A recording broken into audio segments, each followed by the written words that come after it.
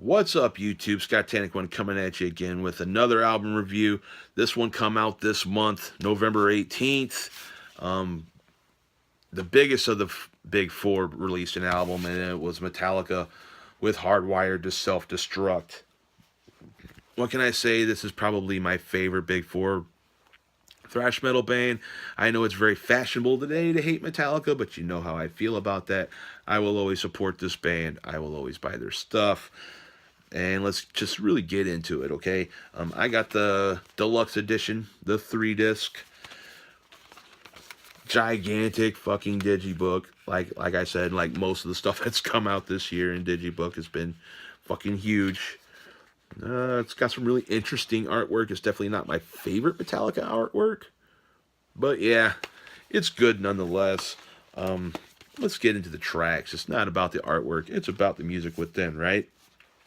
Let's get into it. Like the first disc, Hardwired, Atlas Rise, Now That We're Dead, Moth in the Flame, Dream No More, Halo of Fire. This is where this album stands out the most. The first disc of this album is what is worth the price of admission. The second disc and the bonus disc, if you get that, it's just bonus, man, in my opinion, because these first 6 tracks on this new Metallica album are just fucking awesome. Sounds better than Death Magnetic. The only complaint that I can have about this album is probably the same as everybody's complaining about this album, is Lars's drum performance.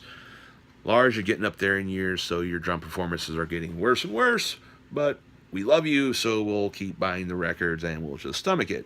The thing is, it's not a Saint Anger drum performance, but it's pretty close.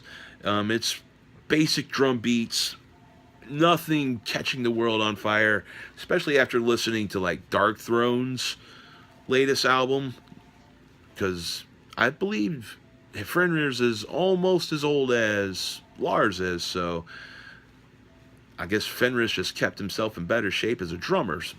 His drum performance on Arctic Thunder is way better than Lars's performance here on Hardwired, but we'll definitely give him some leeway on that one. Honestly, I want to break down the first disc a little bit more because this is where I've spent most of my time on this album, being the fact that I've enjoyed it the most. Atlas Rise and the title track are probably the best 2 openers Metallica's come up with on an album in a very long time. To kick off with these first 2 awesome tracks is definitely a return to form. Another one of my favorites on here is Now That We're Dead. James just firing on all cylinders with the dark emotion. Great lyrical content, great stuff. Moth into a Flame is another great one. I know I'm going to talk about these 4, especially those. I mean, every track on this album has got a video for it now, to believe it or not. But these are definitely the standouts. Then you get into the second disc, which is a little bit different.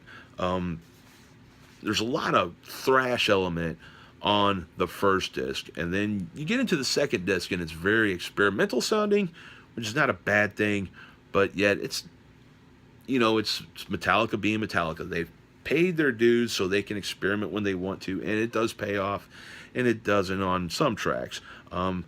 My personal favorite of these is probably Confusion and Am I Savage. 2 really great tracks on this second disc. You got Man Unkind and Here Comes Revenge, Murder 1 also, but these tracks pale in comparison to what I think's going on Confusion and Am I Savage. My opinion, that's mine. But the finale of the second disc, Spit Out the Bone, is right back into the punch in the face with some more thrash, and is another one of definitely the standout on the second disc. Then you get into the third disc of this 3-disc collector's edition, and it's just got the Lords of Summer. But the standout for this on me is the Ronnie Rising medley, 9 minutes and 3 seconds of just Ronnie James Dio tribute done by Metallica, kind of in the vein of their tribute to Merciful Fate with the Merciful Fate track from Garage Inc. And then you just got some live stuff on here, some classics: Hit the Lights, Four Horsemen, Fade to Black, Creeping Death, and then of course the title track, Hardwired, played live. That being said, with all the tracks out of the way here, this is definitely, of the big four and their comeback albums, which would be Metallica with this one, Slayer with Repentless, Dystopia by Megadeth, and then Anthrax's For All Kings, which I didn't even bother to listen to because I don't like Anthrax, so I wouldn't even consider listening to that album. This is definitely the best of the newer albums for the legendary Big Four. This is Metallica playing at their best in many, many years. This, in my opinion, is the best album since Load. I like Load. I got a personal attachment to that album, and I like Saint Anger a lot. Nobody can dig on I'm not Saint Anger. I like Death Magnetic a lot. Saint Anger was the one I didn't really fucking care for. I can't believe I said, oh, Saint Anger is so good. Anyway, definitely pick this up if you're a Metallica fan. If you're a fan of this band and don't have this already, I don't know what's stopping you.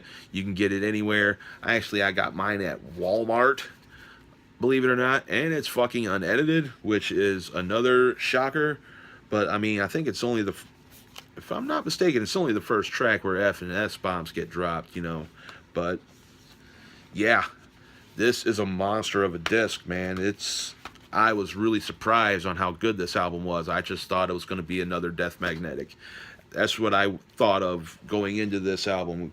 I did hear the tracks as they were released, but, you know, I figured that second disc was going to be more akin to Death Magnetic, and I just thought that's what I was going to have, a repackaged version of Death Magnetic, and I was absolutely fucking wrong. Hardwired is the superior of those two discs, hands down. I'm going to go ahead and give this a really high score, man. I know everyone's going to think, hey, you're wearing all this black metal shit, but you're giving Metallica Hardwired to Self-Destruct 5 out of 5, but this is an amazing fucking record, man. It's catchy as hell. I mean, it's Metallica being Metallica, but yet at the same time, it's the best Metallica has been in years. This is one of the first really serious metal bands that I ever got into was Metallica, so they'll always hold a special place for me, and I'll always go out and pick up the records, man. It's a must, and this is definitely a must own of the year. This was probably end up making my best of the year list, being the fact it's that fucking good. It sounds great. Them parting ways with Rick Rubin kind of makes me scratch my head, because I believe Rick Rubin's one of the best, but who is this guy? His name's Greg something. Greg. What is your name, bro? Pardon me, I gotta give a shout out to the producer on this one, because this is a really well produced record. Yeah, we got, what is your name? Greg Fieldman. Sorry. Yep, Greg Fieldman, producer on this one. They parted ways with Rick Rubin, and definitely Bob Rock. And it's definitely shown since they got rid of Bob Rock, I think Metallica's been way better off. Definitely pick up Hardwired if you're into the band. Like I said, this is a very, very great album.